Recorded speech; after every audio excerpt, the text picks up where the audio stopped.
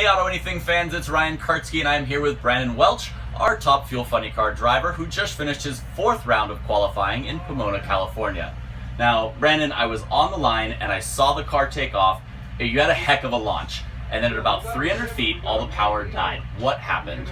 Yeah, I was in the car. The car left great. 60-foot time was fantastic. It really launched hard. It pinned me back in the seat, and I knew I was on a run at that point. And about 300 feet down track, which is 3/10 of the way down track, going about a little under 200 miles per hour at that point, all of a sudden I felt an intense vibration in the car, and the car lost traction and spun the tires. So when we spun the tires, you lose traction, the run's over. So what do you think caused you to lose traction at that point? Well, we could guess all we want, but actually with a Nitro Funny car, our cars run on data, and we have the data to show us exactly what happened. We have an onboard data recorder that records many different data points, but 2 data points that we look at really are engine RPM and drive shaft speed, drive shaft RPM. The engine RPM will show us how high the engine revs, and the drive shaft RPM will show how fast the rear wheels are turning.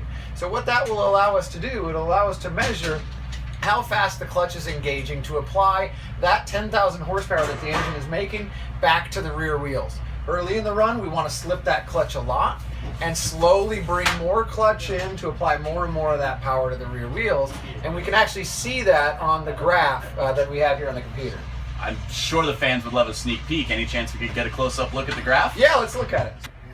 What you're looking at here is two points that we look at when we measure data on the race car. The first, this yellow line, is engine RPM. And the second here, this is kind of a pink line, this is the drive shaft RPM. What we look for here is how high the motor revs and then how the motor responds to the application of the clutch. The drive shaft RPM really tells us how fast the wheels are spinning. So how much of this power is being applied to the rear wheels as we make our way down track. We have to slip the clutch a lot early on, and then we need to bring the clutch in to pull the motor down. And what we see here is within about a tenth and a half seconds, the motor revs to about 8,000 RPM here, which is just where we want it, and it starts to be pulled down by the clutch. At the same time, the car is accelerating nicely off the starting line. We're really happy with the way the car launched. So up until this point, this is exactly where we wanted to be. You can see here, though, there's a hump in the yellow line. The engine RPM actually went up down here when we would have liked for it to keep going down on this slope. So what this shows us is the clutch was not aggressive enough at this point in the run. You can even see the slope of this drive shaft speed line actually flattens off. So the car is not accelerating very fast right there, and then it picks up again. So engine RPM spikes, clutch starts coming in again, which pulls the engine RPM down.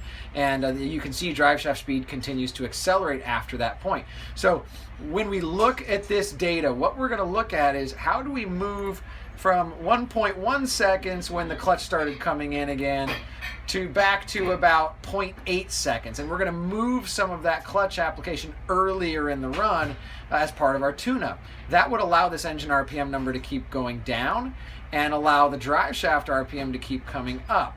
And when the drive shaft RPM and the engine RPM meet, we say it goes 1-to-1, the clutch is locked up, and the car continues to accelerate. Typically that happens at about 3 seconds, 3 to 3.5 seconds, and we're going a little under 250 miles an hour or so.